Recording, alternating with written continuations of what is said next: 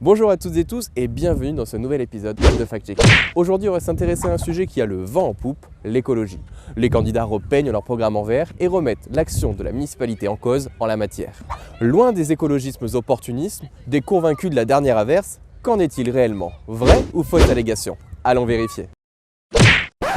Premier élément sur lequel nous allons mettre la focale, le développement durable. À la Seine, on a la chance d'avoir des atouts naturels et on a su en tirer parti pour limiter notre empreinte carbone. La thalassothermie par exemple, qui permet le chauffage et la climatisation via l'eau de mer, a été rendue obligatoire dans le plan local d'urbanisme pour toutes les nouvelles constructions allant de Brégaillon jusqu'au Mouillesec. Cela équivaut à 900 voitures en moins. Mais ce n'est pas tout, la Seine a également un second réseau d'énergie propre via un réseau de chaleur directement connecté à l'incinérateur de la Goubran. Ainsi, la Seine est la seule ville du Var et de France à disposer de ces deux systèmes, ce qui lui a valu le label de territoire à énergie positive. La ville agit pour le développement durable au quotidien. C'est le cas notamment pour les espaces verts. Tout d'abord par l'interdiction des pesticides au glyphosate plus de 10 ans avant la loi, mais également par le remplacement des végétaux consommateurs d'eau par des jardins secs et des plantes méditerranéennes. L'eau est une ressource précieuse. La municipalité en a pleinement conscience. C'est pourquoi, avec 92% de rendement, le réseau d'eau seinois est parmi les plus performants de France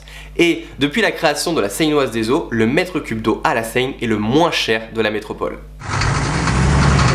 À la Seine, ce n'est pas un sujet pris à la légère, c'est un des défis de notre temps. Premièrement, la municipalité a installé des conteneurs de tri sélectif sur la quasi-totalité du territoire de notre ville, ainsi que des bennes de récupération de vêtements usagés. De surcroît, un certain nombre de services ont été mis en œuvre ou développés afin d'accompagner les Seinois dans la gestion de leurs déchets, comme la mise en place d'un service de récupération à domicile des déchets verts. Enfin, comme les meilleurs déchets sont ceux qui ne sont pas produits, des composteurs individuels et des sacs de compost ont été mis à disposition des Seinois, tout comme la distribution de poulaillers gratuits pour tous les particuliers disposant d'un terrain d'au moins 10 mètres carrés.